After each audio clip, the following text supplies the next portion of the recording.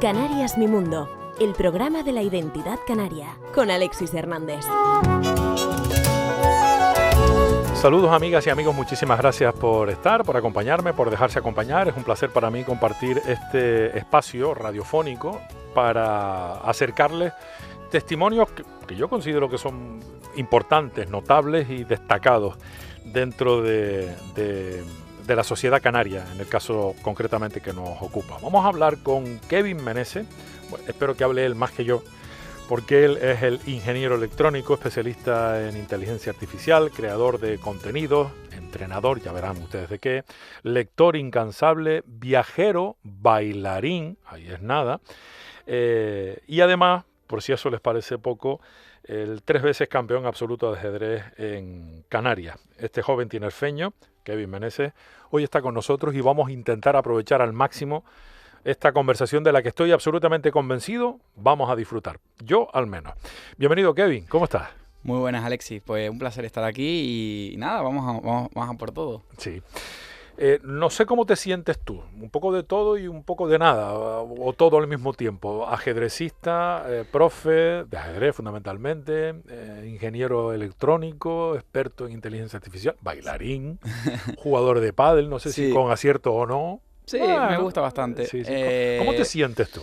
Bueno, yo soy muy curioso, soy una persona curiosa, creo que desde pequeñito un poco eso ha sido el motor que me ha conducido y realmente es una persona que creo que todos estamos siempre aprendiendo constantemente y creo que el motor de la sociedad y el motor del ser humano es un poco el aprendizaje, el aprender, el cambiar esas creencias que a veces podemos tener. Y bueno, al final me gustan muchas cosas, el ajedrez ha sido donde más tiempo, esfuerzo he puesto a lo largo de mi vida, pero bueno, profesionalmente soy informático, me dedico a ayudar a las empresas para automatizar sus procesos, para conseguir que el día a día funcione mejor, mejorar la experiencia de usuario y bueno, pues eso, tengo el hobby del baile, del pádel, me gustan muchas cosas y bueno, siempre aprendiendo y siempre preguntándonos. Porque el ajedrez como tal no es un hobby, ¿no? No, en tu caso no es un hobby. El ajedrez es una cosa que ha formado parte de mi vida, que tengo 8 años. Actualmente, bueno, tengo 30, o sea que llevo 22 años jugando al ajedrez. Y es algo que me apasiona. Siempre he sido una persona bastante competitiva. Y bueno, y últimamente, bueno, los últimos 15 años también he desarrollado mucho la faceta de profesor de ajedrez. Uh-huh. ¿Cómo llega un chiquillo de 8 años en Tenerife a enamorarse del ajedrez? Pues empecé en el colegio por actividades extraescolares. Mis padres me apuntaron como el que podría apuntar a su hijo al fútbol o al baloncesto. Me apuntaron al ajedrez. A partir de ahí empecé a destacar un poco por talento natural. Y luego pues ya pues empecé a jugar campeonatos. Quedé campeón de Tenerife, campeón de Canarias. Fui al campeonato de España, fui también al campeonato del mundo. Y bueno, cuando algo te gusta, se te da bien y encima ves que te apoyan, pues quieres hacerlo más. Uh-huh. 15 años, campeón absoluto de Canarias, por primera vez, pues ya lo ha sido 3 veces. Sí. ¿Eso cómo lo encaja un pibe de 15 años? Bueno, era raro porque, bueno, yo nunca fui el chico más popular del colegio, no era la Pero persona... tampoco eras el raro. Sí, bueno, era un poquito... Eras medio raro. Un poco el friki, ¿no? El que estaba ahí con el ajedrez y tal, era un poco... ¿Pero por el ajedrez? Bueno, porque no he sido nunca una persona extremadamente el más divertido del colegio, ¿no? O sea, nunca he destacado por eso, ¿no? Pero el ajedrez un poco me llevó a un mundo paralelo, pues de una forma donde, pues, con mi capacidad, digamos, mi foco en el ajedrez, pude destacar. Entonces, para mí, quedar campeón de Canarias, más joven de la historia, fue una cosa muy importante en mi vida, me hizo también tener mucha confianza en mí mismo, ¿no? Un poco, y decir, bueno, pues vamos a explorar más el ajedrez, vamos a mejorar más, ¿no? Y todo el rato esa un poco idea de superarte a ti mismo y querer mejorar y ser mejor. Has representado, decías, ¿no?, a Canarias en campeonatos nacionales, internacionales. ¿Hay alguna partida especialmente notable de la que guardes un especial recuerdo por algo? Pues mira, Hay varias. Una de las últimas que recuerdo ha sido este año, especialmente en Campeonato de España en Marbella, representando a Canarias. Jugaba contra probablemente uno de los mejores jugadores de historia de ajedrez en España, se llama David Antón Guijarro, y es un jugador extremadamente fuerte, ha sido campeón de Europa a nivel absoluto, es un jugador muy, muy, muy, muy fuerte, ¿vale? Y teníamos una partida en la que yo, bueno, no tenía unas grandes expectativas, era un jugador que obviamente estaba por encima de mí. Pero bueno, finalmente esta partida acabó en empate tras 5 horas de lucha y realmente ha sido, bueno, decir, oye, esto es increíble, ¿no? O sea, poder empatar contra un jugador tan fuerte que ha tenido, digamos, una trayectoria en ajedrez tan fuerte, porque aparte yo con él me había enfrentado a lo largo de muchos años en campeonatos de España, diferentes veces, y al principio teníamos más o menos un nivel más o menos parecido, hasta que en un momento dado él ya, boom, metió un salto tremendo, y él, por ejemplo, una persona que se dedica profesionalmente al ajedrez y es muy destacado. Entonces, hacerle tablas a un jugador tan fuerte es una cosa que la guardo ahí con especial cariño. Porque eso dice mucho de ti, ¿no? A ti mismo te dice cosas de ti. Sí, me da un poco la información de que, bueno, si me pongo al máximo nivel, porque yo no me dedico profesionalmente al ajedrez, para mí es una parte de mi vida, ¿no? Es decir, es una parte importante, pero no me dedico profesionalmente a ello. Es como decir, soy capaz de estar en el top, ¿no? Es de una forma, si realmente me pongo a tope y tal, pues bueno, tengo la capacidad, ¿no? Entonces, es una señal de decir, ostras, qué fuerte, ¿no? Que aparte de todas las cosas que hago en mi vida, llego a un campeonato de España sin haber llevado mucha preparación, sin haber estudiado mucho, sin haberle... Porque al final el ajedrez es una cosa que requiere mucho esfuerzo, mucho trabajo. Es como cualquier jugador que, imagínate que el fútbol, el tenis, pues tienes que entrenar cada día, no sé, 5 o 6 horas. Yo en mi caso, pues por mis circunstancias de vida y porque es complicado vivir del ajedrez profesionalmente, no lo hago, ¿no? Entonces llegar allí y de repente hacerle tablas a uno de los mejores jugadores de España es como, ostras, qué interesante. Oye, cuando uno cuando uno se enfrenta a una partida, lo que marca la diferencia es la cantidad de jugadas que tienes en la cabeza, que te las sabes, o es una cuestión de tener herramientas para buscar una solución a un problema en un momento determinado. Sí, hay varios factores. Por una parte hay una parte de componente de estudio, porque en ajedrez un poco está dividido en 3 fases, apertura, medio juego y final. Entonces la apertura normalmente requiere de un conocimiento previo, ¿vale? Que tengas que haber memorizado una serie de movimientos, pero también va mucho en la parte de identificar patrones. Es decir, he visto algo similar en una partida que he jugado o en una partida que he visto entre 2 jugadores fuertes y soy capaz de extrapolar esa posición a este momento en concreto. Luego hay una parte de lo que tú hablabas, es decir, de la capacidad que tienes de ver cuántas jugadas a futuro, ¿vale? Porque un poco lo que determina lo bueno o malo que eres es tu capacidad de ver cuántos movimientos hacia adelante, de forma correcta, porque tú a lo mejor en tu cabeza te estás imaginando algo y no es lo que realmente está ocurriendo, ¿no? Entonces, esa capacidad de ver al futuro es muy importante, lo que se llama en el ajedrez el cálculo de variantes, y luego, pues obviamente requiere práctica, requiere también la psicología, la parte psicológica también es muy importante, sobre todo ya cuando llegas a ciertos niveles, el estar tranquilo, el no ponerte nervioso.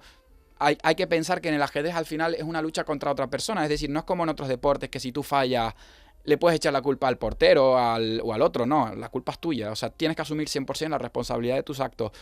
Entonces, también es más duro, en la derrota es más duro, porque al final eres tú el que está luchando, ¿no? Entonces, son muchos componentes que tienes que ir trabajando con el tiempo y ir perfeccionando. ¿Qué te enseña más? ¿Una victoria o una derrota?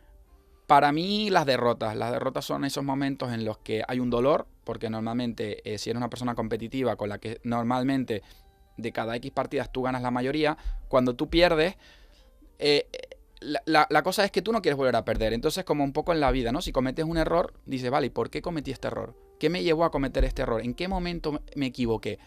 ¿Fue por esto? ¿Fue por esto? Entonces te hace un poco reflexionar hacia atrás y decir, si tuviera que volver a jugar esta partida, ¿qué cambiaría? Y entonces te haces preguntas a ti mismo. Luego tienes obviamente herramientas de informáticas para poder analizar las partidas y saber exactamente en dónde te equivocaste. Pero yo siempre intento hacer primero ese ejercicio un poco de autorreflexión conmigo mismo. ¿Es más importante analizar al contrario o conocerte a ti mismo?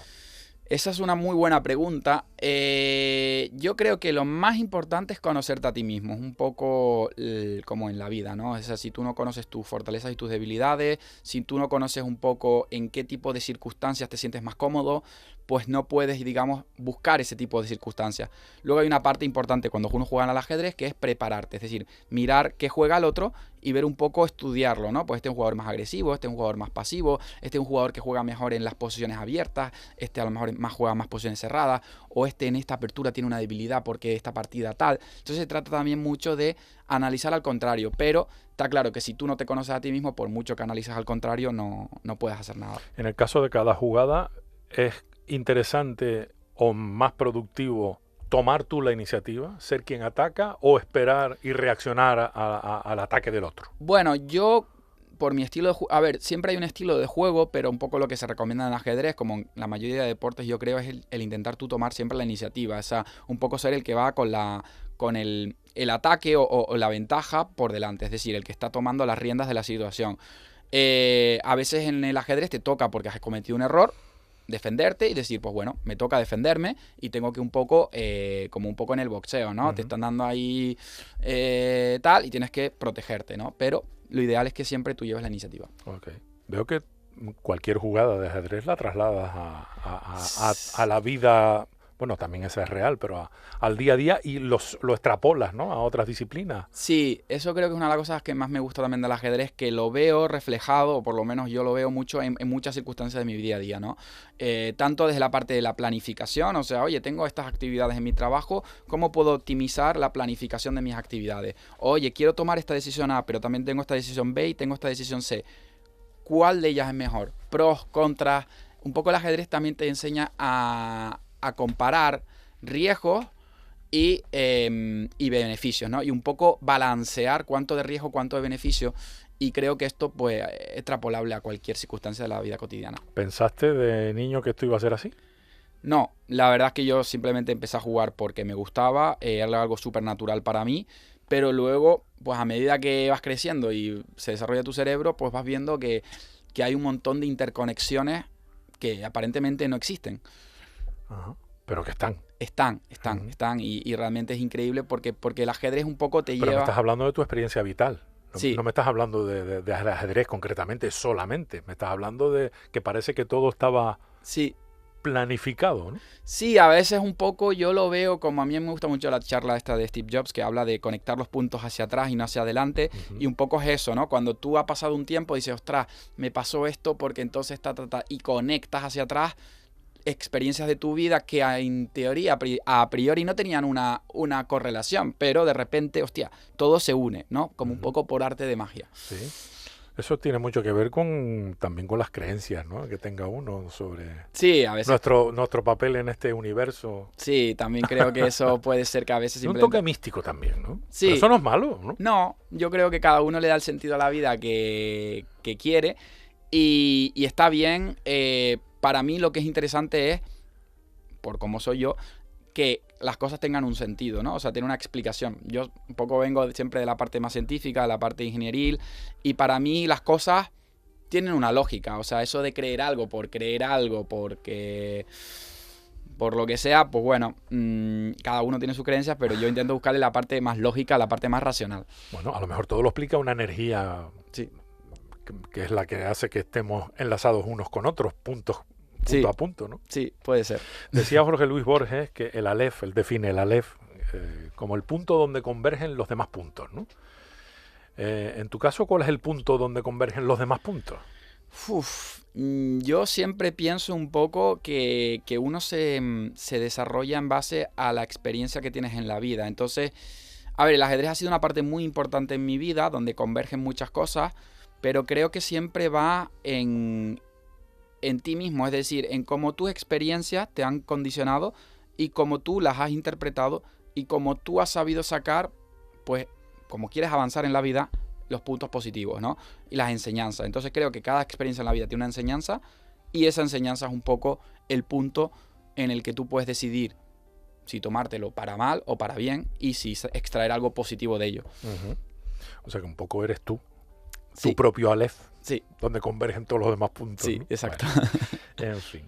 Oye, háblame, ¿cómo aprendes más? ¿Cuando enseñas o cuando aprendes?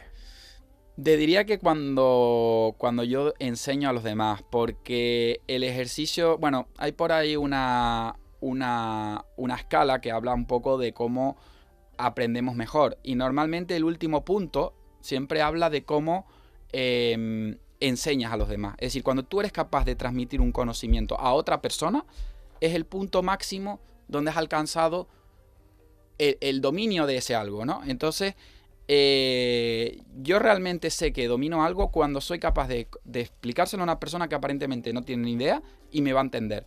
Entonces, el ejercicio de también tener que enseñar a otro te hace reflexionar sobre por qué haces lo que haces. Es decir, yo muchas veces juego en el ajedrez movimientos que me parecen muy intuitivos y luego le tengo que explicar eso a un alumno de 10 años y digo, vale, a ver, ¿y yo por qué estoy pensando esta jugada? Y entonces intento entender por qué está pasando, ¿no? Y un poco entender la raíz de ese movimiento, por qué es bueno o por qué es malo. Entonces, eso te hace reflexionar mucho más sobre lo que sabes. Y hay veces que ocurre que crees que sabes algo y no lo sabes, porque te das cuenta que dices, hostia, tengo que revisarlo. Y ahí hay un punto de mejora, sí. Llevas prácticamente una década formando a otros ajedrecistas. Y lo que me pregunto es, ¿qué te aporta la enseñanza que no te aporta la competición o viceversa? Claro, enseñar es como trascender un poco más en el sentido de que ves reflejado en otra persona lo que tú tienes por dentro. Entonces un poco ves que un alumno es capaz de ser campeón de Tenerife, campeón de Canarias, y ves como el conocimiento, tu experiencia está ayudando a otra persona. Cuando tú compites contigo mismo y tú un poco eres el centro. Cuando tú enseñas ya no eres tú el centro ya es el alumno. Entonces todo va para que ese alumno sea lo mejor posible. Y cada alumno es distinto, entonces requiere un esfuerzo mayor. Es decir, tú tienes que adaptar tus conocimientos al alumno concreto. Y eso, pues, te hace, yo creo, que evolucionar como ser humano. ¿Qué te duele más, perder una partida o que la pierda uno de tus alumnos?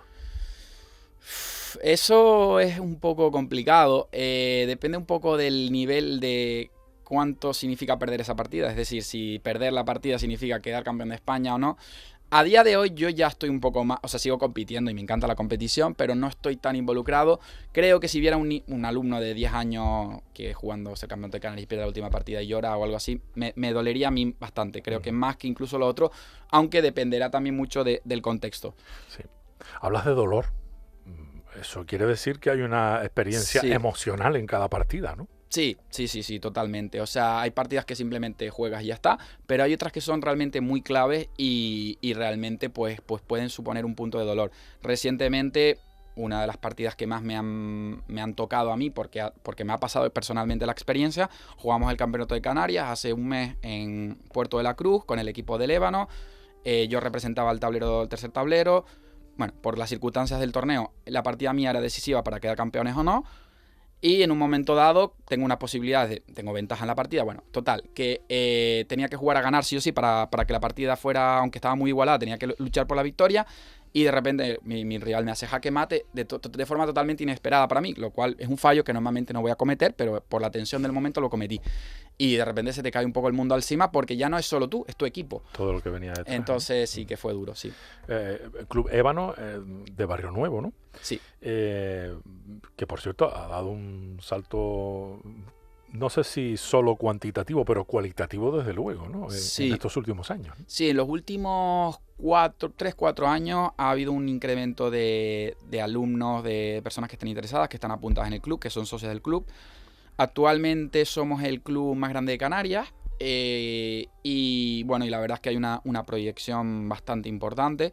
Hemos competido a nivel nacional, el año pasado estuvimos en el Campeonato de España en segunda división, estuvimos muy cerca del ascenso, no lo logramos por un fallo en la penúltima partida, pero estuvimos muy cerca y finalmente quedamos en sexta posición. Y bueno, la verdad es que el equipo directivo y todo el complejo de cómo se está haciendo todo, tiene mucha ilusión, muchas ganas y con ganas de seguir prosperando y creciendo. Tú eres ingeniero electrónico, has hecho másteres en Big Data, trabajas como consultor de distintas empresas. ¿Y cómo se conecta esto con el ajedrez e incorporamos la inteligencia artificial, de la que tenemos que irremediablemente hablar, porque me apasiona, creo que a ti más que a mí incluso? Sí. ¿Cómo se conecta todo esto? Por final parece el mismo perro con distinto collar. Sí, hay muchas interconexiones. Hoy en día, pues, ¿no? Las empresas, el petróleo del siglo XXI son los datos. Todas las empresas tienen datos. Unas los usan más, otras los usan menos. Unas las usan para ganar más dinero, otras no. Otras las usan hay muchas formas de usar los datos, ¿vale? Y hoy en día los datos son muy importantes si se saben utilizar bien. Entonces, ejemplos muy claros de empresas que ganan mucho dinero usando los datos, ya sea Amazon, ya sea Facebook, ya sea Apple. Todas las grandes empresas que hoy conocemos como las empresas más grandes del mundo usan los datos para, pues, al final una empresa lo que quiere es ganar dinero, ¿no? Entonces, ¿cómo se conecta el ajedrez y cómo se conecta el Big Data, la inteligencia artificial? Pues bueno, hay una cosa que son los patrones. Es decir, todo no, pero muchas cosas se repiten. O sea, la naturaleza cíclica y hay ciertas cosas que ocurren y se vuelven a repetir. Entonces, en el ajedrez, tú ves una posición y nunca... Hay una estadística que dice que existen más posibilidades de partidas de ajedrez que átomos en el universo. Esto es un estudio hecho por Leoncho García, que es un gran comunicador, sí, español. Y siempre cuenta esta anécdota. Y es que un poco Eso es un dato a tener en cuenta, ¿eh? Sí, es un dato bastante curioso y un poco correlacionado con los datos.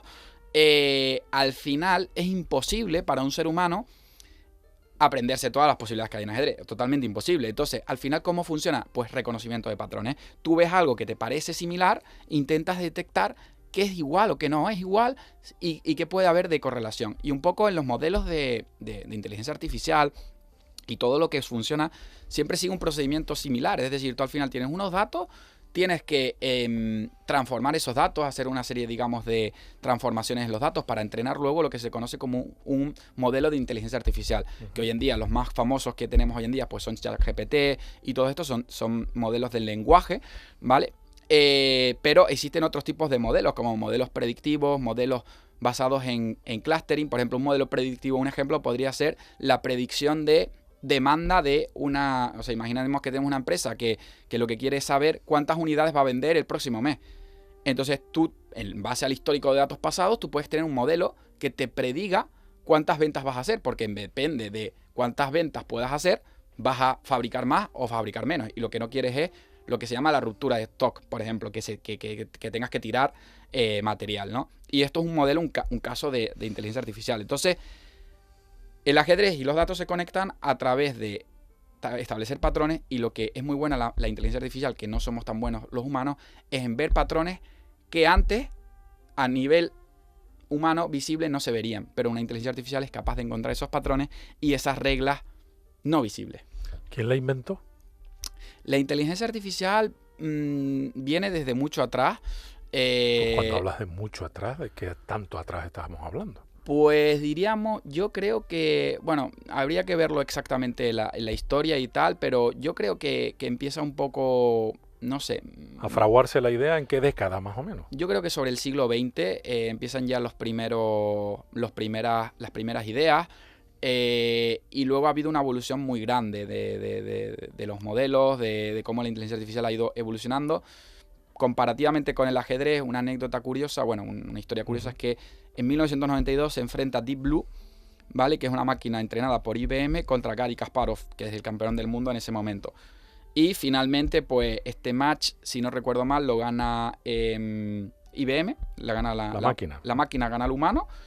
Y bueno, se remonta un poco a esto, ¿no? Ahí empieza a haber un poco esa competición entre hombre y máquina, y hasta qué punto las máquinas pues pueden llegar a ser mejores que los humanos.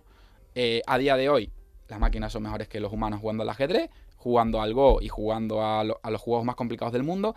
Y otra cosa interesante es que creo que en 2020 o por ahí, Google saca una inteligencia artificial que es capaz de aprender a jugar al ajedrez en tan solo 9 horas sin tener ningún tipo de regla preestablecida. Simplemente con el hecho de jugando contra sí misma es capaz de ir mejorando y ser capaz con muchísimo hardware y muchísimos recursos, digamos, físicos, entrenar esa inteligencia artificial y ser capaz de vencer a la que en ese momento era la mejor máquina, que era Stockfish, en cuestión de 9 horas. Entonces, en tan solo 9 horas, la inteligencia artificial ha sido capaz de aprender lo que años, historia, nos ha costado a nosotros aprender como seres humanos. Entonces, bueno.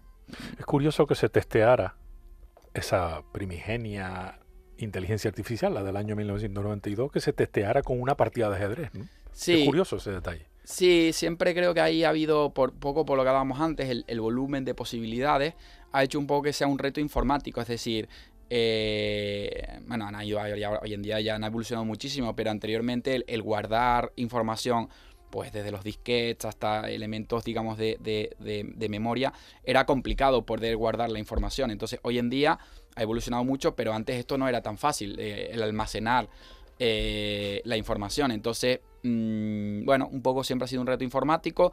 Ha tenido un componente de, bueno, también yo creo visual, porque al final el ajedrez hombre-máquina tiene como un componente así bastante llamativo, y ver si realmente pues es más inteligente una máquina o un humano. A día de hoy yo creo que las máquinas son muy buenas resolviendo tareas concretas, los humanos ya somos mejores todavía en general, ¿no? En multitud de campos comparativamente, pero en tareas muy concretas las máquinas son mejores. Uh-huh. Desde luego tienen algunas capacidades muchísimo más desarrolladas, tienen más capacidad, sin embargo no son capaces todavía de sentir, ¿no? Esta puede ser la clave. Sí. ¿O va a llegar un momento en el que crees tú que lo de sentir o no sentir poco va a tener de valor? Sí, bueno, yo creo que siempre hay un componente, ¿no?, emocional, que eso, bueno, su teoría pues no es fácil de replicar, más que nada porque al final los sentimientos vienen a ser conexiones. Bueno, tampoco soy un experto yo en psicología, ¿no? Pero vamos, conexiones neurológicas y químicas seguro. Sí, son componentes químicos y reacciones químicas. Entonces, bueno, el simular esas reacciones químicas y el poder, no sé, simular una testosterona o simular una dopamina, creo que eso es más complejo, ¿no? Yo creo que a día de hoy eso es difícil. Pero bueno, ¿quién sabe, ¿no? Si en algún momento, pues como Yo Robot, ¿no? Sí. Llegan los robots y llegan a ser como humanos. No lo sé. A día de hoy parece imposible, pero la verdad es que esto evoluciona a ritmos muy rápidos y quién sabe, ¿no? Lo que va como una moto es la imaginación, ¿no? Porque ya desde los 70, cuando se presentó una película como Blade Runner, todavía, creo yo, en según qué aspectos, insuperable,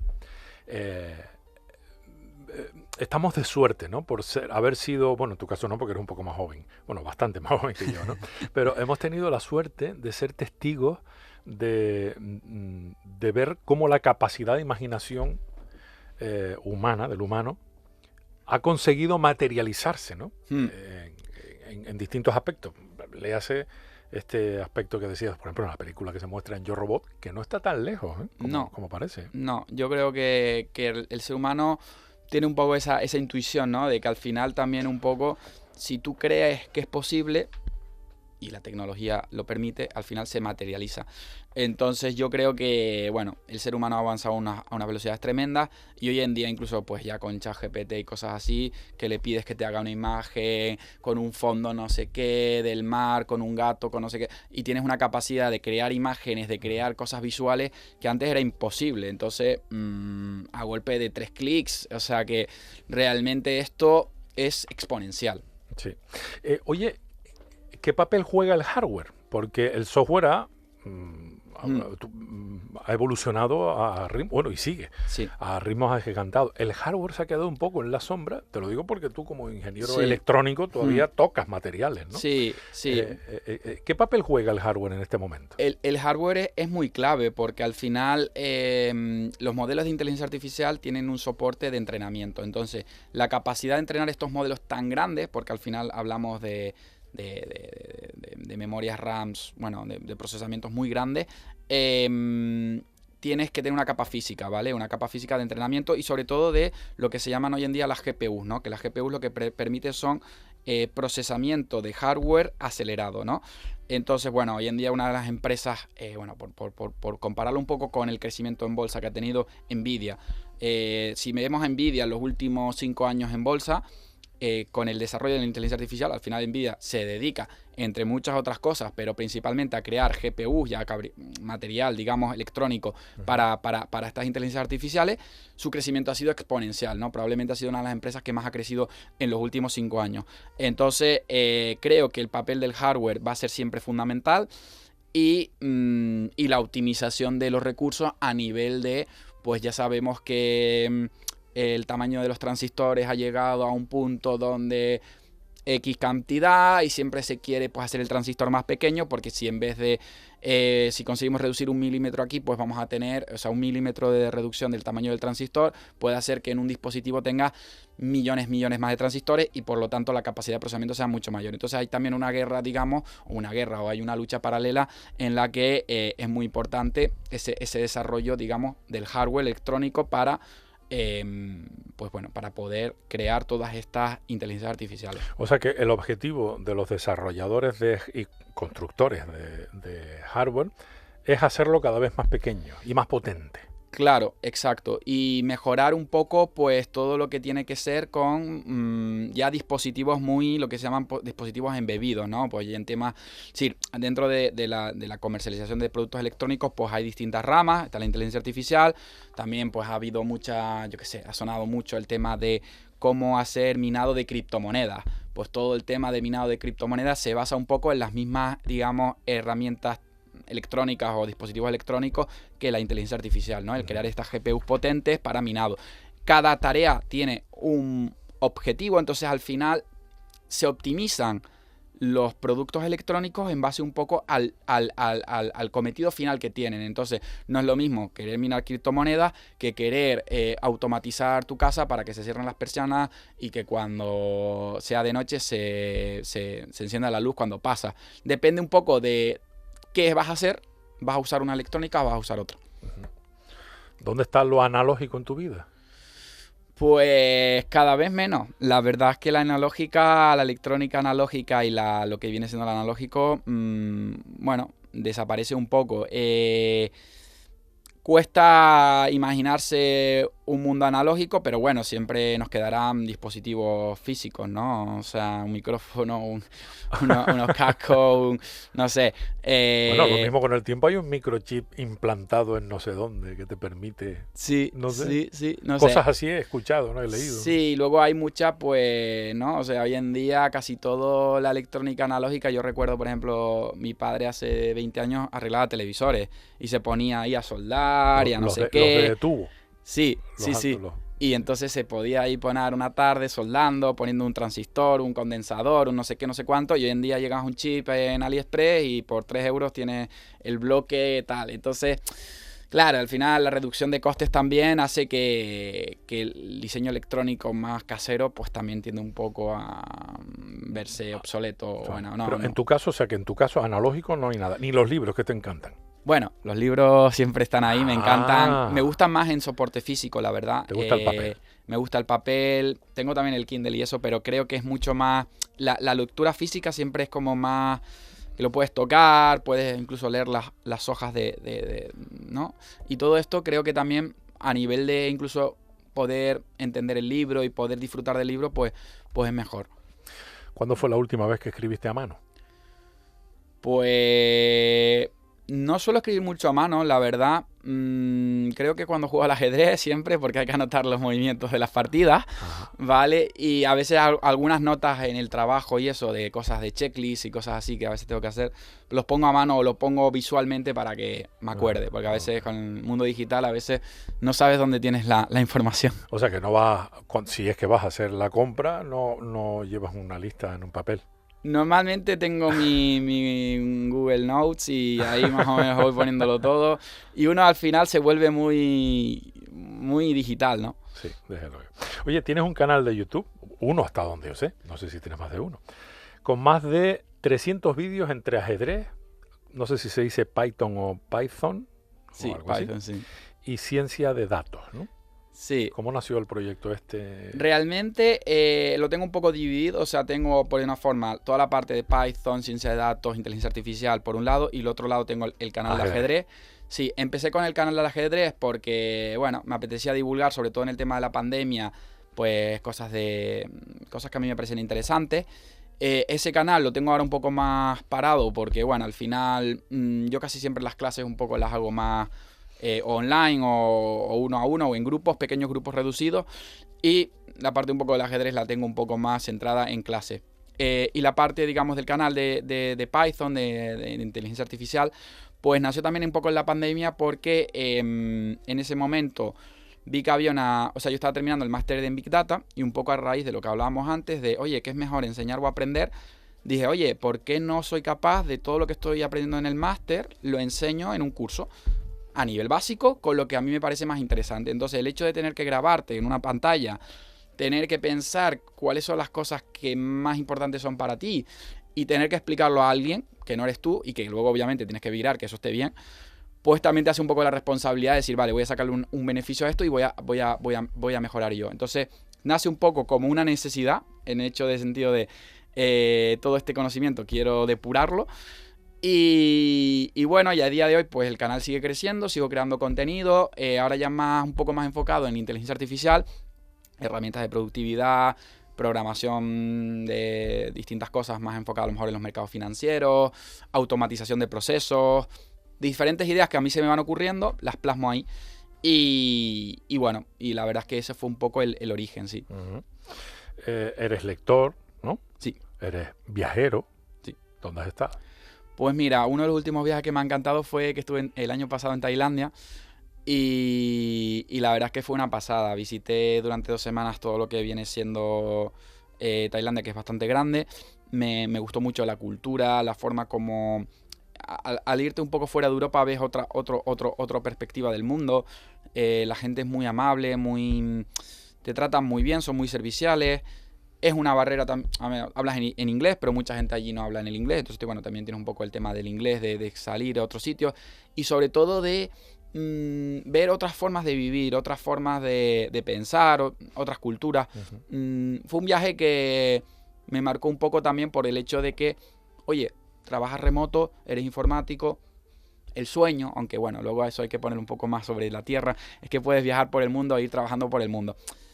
No es tan fácil, pero lo viví cercano y vi muchos nómadas digitales, mucha gente que viaja, que trabaja y combina un poco, incluso gente que a lo mejor había estado trabajando durante un año o lo que sea y se habían pedido una excedencia en su trabajo y habían decidido un poco conocer el mundo.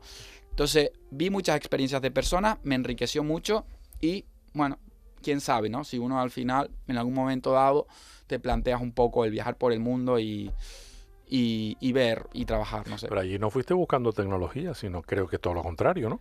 Sí, fue un poco desconectar, pero al final uno tiene siempre esto que llamo el sistema reticular, ¿no? Que es como cuando tú te compras, no sé, una camisa y de repente se la ves al lado, o una madre ha sido madre y de repente ve carritos de bebé por todos lados. Entonces mi sistema reticular, que al final está con la informática y tal, yo veía nómadas digitales por todos lados. Entonces al final atraes lo que eres. Sí, pero la vida que hace allí el nómada, digital, es una vida tailandesa, vamos a decir. Sí. Y bastante más analógica, ¿no? Sí. Y a un ritmo menos frenético. Sí, exacto. Y tiene una gran ventaja. Bueno, una de las grandes ventajas que tiene es que un poco el coste de vida, ¿no? El coste de vida allí es bastante más bajo. Entonces, pues, no sé, con un salario europeo o lo que sea, pues tienes unas libertades o una capacidad de gasto mucho. Eres rico. Eres más o menos rico, sí. Sí, eres más o menos rico. ¿Y qué tal? ¿Te sienta bien eso de ser rico? Sienta bien, aunque luego tampoco... Es como hay creo que incluso un estudio que dice que a partir de un nivel ganar más dinero ya no te hace más feliz. O sea, si tienes un nivel de económico X... ¿Y cuál es el nivel? Digo, por si... Creo que estaba hecho en el estudio que yo leí, a nivel de Estados Unidos eran creo como 70.000 euros anuales, algo así. Entonces, tampoco es tanto, ¿eh? No es tanto. Entonces, no sé, pueden ser 4.000, 5.000. Cada uno tiene su número. Su umbral, ¿no? Su umbral, ¿no? El dinero... No sé si el dinero o el juego, porque eres inversor desde hace unos años, ¿no? Sí, no sé qué es lo que te llama la atención de... Llevo 7 años invirtiendo. Empecé en la primera empresa en que trabajaba, todo el mundo de repente invertía. Y digo, ¿y esto de la inversión qué es? Y me dio curiosidad, ¿no? Digo, hostia, pero ¿y cómo es que está la gente aquí invirtiendo? Entonces les empecé a preguntar a los compañeros de trabajo, me empezaron a explicar un poco las bases. Y yo ya me adentré, dije, venga, vámonos para adelante, vamos a invertir y tal. Al principio te das alguna hostia, porque no hay que tener conocimientos. Esto no es, aquí esto es pescado pequeño, o sea, el pescado grande se come el pescado pequeño. Pero luego aprendes y bueno, es un mundo muy interesante porque al final, yo que siempre lo correlaciono todo un poco con el ajedrez, pues también veo esos patrones sobre todo en la bolsa, un poco de las cosas que más veo yo importantes es el tema del control emocional. Normalmente es muy fácil invertir cuando vas ganando dinero y todo ganas dinero, pero cuando vienen las hostias y cuando vienen las caídas, porque también vienen, sea por ejemplo la crisis del COVID en 2020, hubo una caída muy, muy grande en bolsa y te acojonas porque de repente a lo mejor, depende del dinero que puedas tener invertido, pero en 3-4 días yo pude haber tenido una pérdida de a lo mejor 30.000, 40.000 euros y eso te acojonas bastante.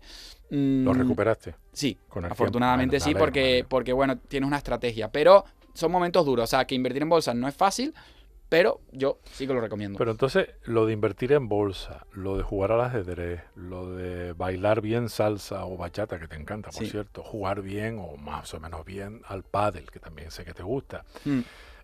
Al final eso es más cuestión de oficio que de una inspiración divina o talento natural. No, claro. Yo, Aquí yo hay por que ejemplo, trabajar mucho. Bailando siempre he sido una persona ultra patosa. O sea, yo empecé a bailar y parecía un pingüino, literalmente. ¿Has mejorado? He mejorado porque he ido a muchas clases y cuando yo me pongo con algo voy a muerte, o sea... Pero que no es cuestión de talento, No. nada más.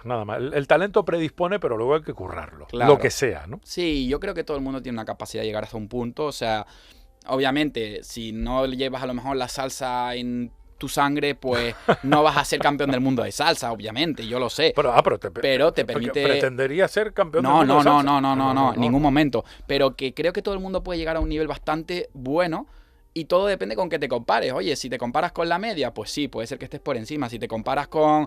pues eres un matado. Es que depende un poco de dónde pongas la punta de referencia. Pero creo que al final es cuestión de esfuerzo, que te guste, que tengas una motivación concreta y que le dediques horas. O sea que hay que trabajar más que esperar que tus dotes artísticas innatas se desarrollen por sí solas, porque tenerlas las puedes tener. Incluyo en esto la inversión en bolsa o el ajedrez o la ingeniería electrónica, ¿no? O la programación. Pero desde luego lo que uno practica es en lo que se acaba convirtiendo, ¿no? Exacto. Yo creo que al final un poco el hilo conductor es la perseverancia. Es decir, si algo te gusta y le dedicas tiempo, tienes paciencia, y luego un poco lo que yo llamo el metaaprendizaje. Es decir, cómo aprender a aprender. Es decir, cómo puedo aprender una habilidad en el menor tiempo posible. Hay por ahí un estudio de, no sé... ¿El de las 10.000 horas? No. Sí, el de las 10.000 horas que Te dice... conviertes en un experto en algo después de que has invertido 10.000 horas en ese algo. Algo así. Bueno. Aunque luego hay otras... Esa fue como la primera cosa así como fuerte que salió. Y luego hay un chico americano que se llama Tim Ferriss, que es muy bueno. Tiene un libro de la jornada laboral de 4 horas y tal. Ah, sí. Y habla de cómo... Bueno, no en ese libro en concreto, pero en sus podcasts, en sus vídeos y tal, de cómo aprender habilidades. Entonces el tío coge de repente y dice, una semana aprendiendo surf, una semana aprendiendo piano, una semana... Pero eso es un poco mentira, ¿no? Yo no sé, yo creo en que... una semana, ¿quién va a tocar el piano? No, yo creo que a lo mejor una semana no. Más allá de la cucaracha ya no puede caminar, ¿no? Claro, pero yo creo también que sí, obviamente esto no es fácil, pero yo creo que como cuando el que aprende un idioma, yo creo que cuando aprendes un idioma, el siguiente idioma que aprendes te cuesta menos. Es decir, obviamente no van a ser una semana, pero... Si yo creo que con una metodología correcta, con un tiempo, obviamente lo que pasa es que esto luego en el día a día, bajarlo a tierra, para las personas, para todos los mortales es más difícil, ¿no? Pero creo que sí que es viable, es decir, si uno se pone y tal, y sobre todo, yo qué sé, yo lo comparo con el aprender inglés. En toda la escuela aprendiendo inglés tal, y después llegas y dices, no tengo ni idea de inglés, es que no sé hablar inglés. ¿Pero por qué no sé hablar inglés si llevo toda la vida estudiando inglés? Pues porque no hay un sistema que te enseñe inglés bien. Y de repente a lo mejor te metes en una academia especializada en el inglés, obviamente pagando un dinero y tal, pero aprendes el inglés y dices, pero ¿y por qué en un año he aprendido inglés mientras llevo toda la vida estudiándolo en el colegio y no he aprendido? ¿Por qué? Pues porque hay una parte de metodología. Obviamente hay una parte de tiempo, esfuerzo y de que no es lo mismo tu motivación a lo mejor. Si tienes 25 y quieres optar a un puesto en una empresa y necesitas saber inglés o sí, que tu motivación cuando tienes 12 años que te da un poco igual todo. Pero metodología con motivación enfocado, creo que uno puede reducir el tiempo de aprendizaje bastante. ¿Cualquiera puede aprender de cualquier cosa? Yo creo que es clave la motivación. Es decir, si tú dices, no, yo quiero aprender japonés. Vale, pero ¿y cuál es tu motivación para aprender japonés? O sea, puedes aprenderlo, sí, pero si no tienes una motivación, creo que eso en largo plazo se termina diluyendo. Entonces creo que la mayoría puede aprender de casi todo, a no ser que tengas algún problema por lo que sea, cualquier cosa, pero en general creo que sí, pero muy importante la motivación. O sea, es más importante el para qué Sí. que en realidad el querer. Sí, yo creo que hay también un libro que hablaba de por qué las empresas tienen el porqué, algo así del porqué de Simon. Bueno, habla básicamente de que las empresas que al final triunfan en el mundo es las que tienen claras para qué hacen las cosas. La misión. La misión. Ujú. Exacto. Entonces yo creo que un poco extrapolado a nosotros como seres individuales, si tenemos claro un para qué, creo que sí, factible. Y en tu caso, ¿para qué estás haciendo todo lo que haces? Pues muy buena pregunta. Yo creo que uno de los motivadores siempre en mi vida es el mejorar constantemente. Entonces me gusta sentir que el Kevin de hoy es mejor que el Kevin de hace 3 años. Mejor en cuanto a distintas cosas, no solamente en habilidades concretas, sino en relaciones sociales, en ser una persona que ayuda más a los demás, en ser una persona que pues puedes aportar más a la sociedad desde diferentes ángulos por tu experiencia. Entonces creo que estamos aquí para ayudar a otros, para servir a otros, y cuanto ciertas habilidades tú las tienes en tu rango de habilidades, pues claro, yo quiero salvar a una persona, pero si no sé cómo salvar a esa persona porque no me sé hacerle el boca a boca o lo que sea, pues de nada salve que yo quiera. Tengo que saber la habilidad concreta de cómo se hace un boca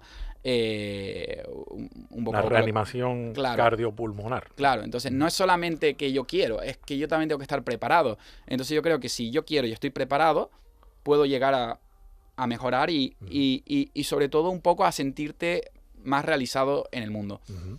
¿Dónde buscas tus momentos de silencio? Pues normalmente me gusta a veces ir a la playa, desconectar un poco, leer. Otras veces pues me gusta también escuchar música y simplemente un poco a veces también tomar notas, ponerme un poco objetivos que quiero hacer. Pero espérate, que eso es trabajar, ¿eh? Sí, bueno, Sí, leer, además yo que más o menos ya intuyo y casi te adivino, porque te iba a decir te conozco, pero más bien te adivino.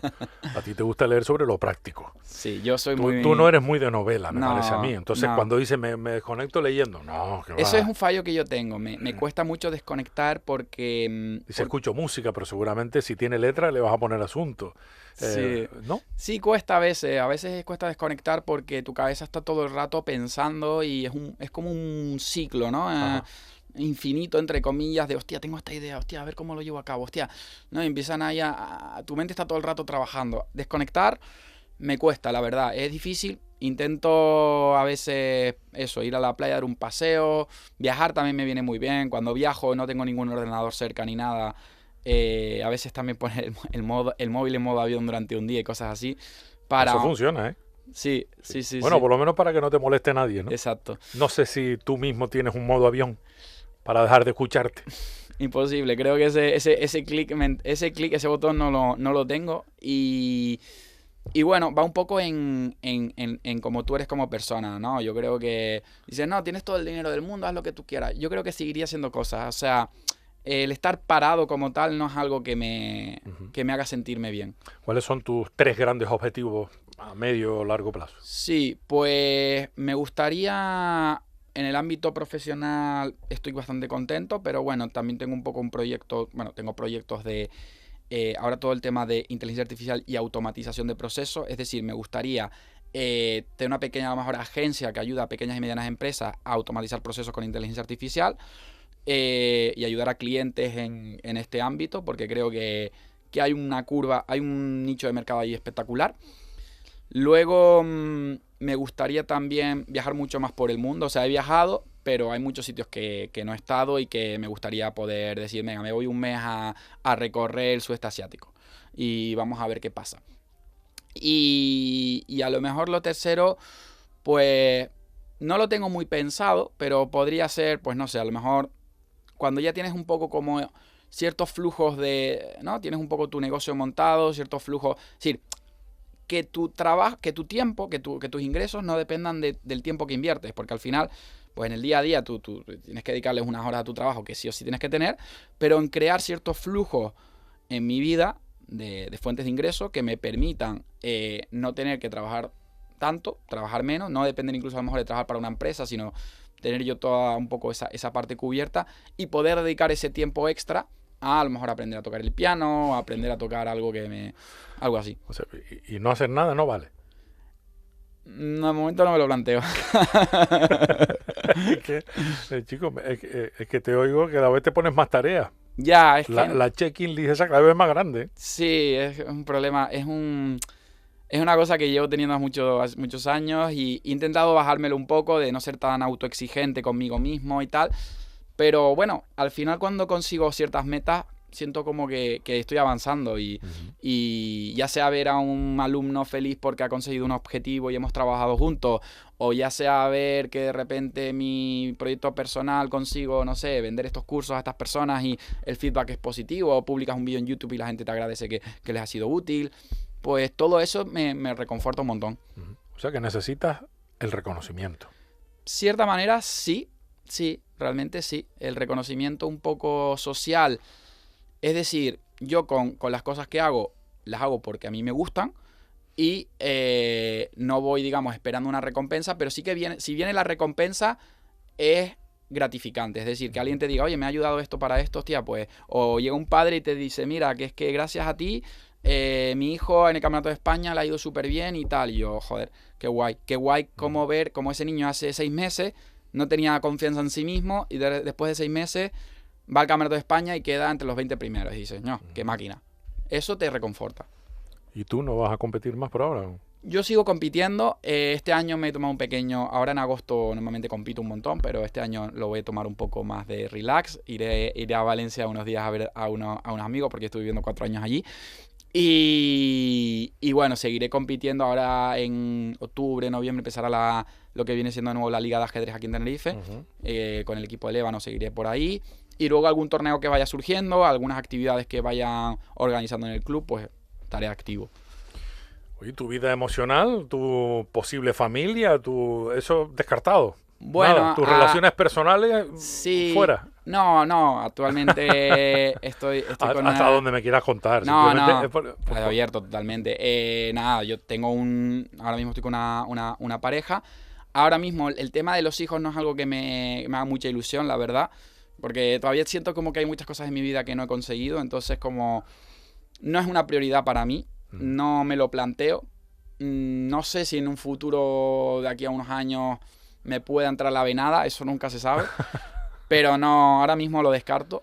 Y luego sí que para mí es muy importante, ¿no? Hay una frase que me gusta mucho, dice, somos la media de las 5 personas con las que más tiempo pasamos.